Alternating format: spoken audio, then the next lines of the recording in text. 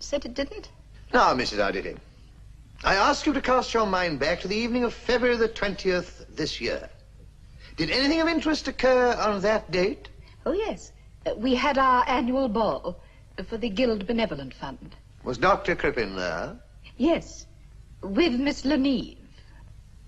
Was any comment made about them? A lady came up, and after she'd spoken to me, I looked at Miss Leneve and saw that she was wearing a brooch.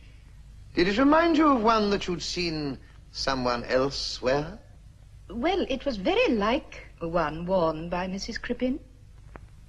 Did Mrs. Crippen also wear furs? She had 2 sets of furs. After Mrs. Crippen's disappearance, did you see anyone else wearing a set like hers? Yes, Miss Leneve.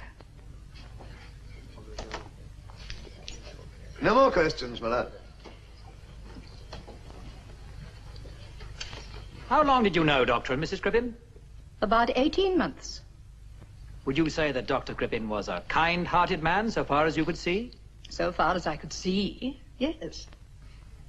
Taking the dinner party on Monday, January the 31st, it was a happy party, as you said, a pleasant party. Perfectly. You did not notice anything unusual in Dr. Crippen's manner on that evening? Not really. Did you or didn't you? No. He was happy, talking and all that kind of thing? Well, he had a slight difference with Mrs. Crippen about something. But apart from that, he was his usual self. What caused this difference? Belle thought he should have escorted my husband upstairs. What was Dr. Crippen's reaction to that? He didn't say very much at all. It didn't provoke him to anger? No. He was always very calm and controlled.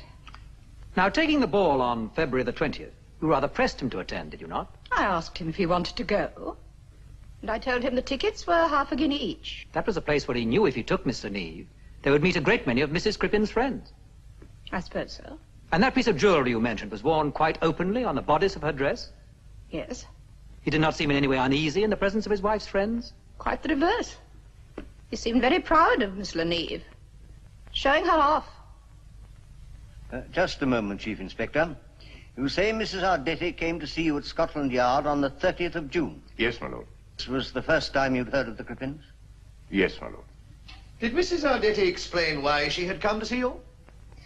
She made a statement in consequence of which I made inquiries between that date and the 8th of July with reference to the disappearance of Mrs. Crippen. And on July the 8th, did you visit a certain address? I went with Sergeant Mitchell to number 39 Hilldrop Crescent, where I saw Miss Leneve. I had a conversation with her and then went with her to Albion House, where I saw the prisoner Crippen. Later that day, toward evening, I went with Crippen and Miss Leneve back to number 39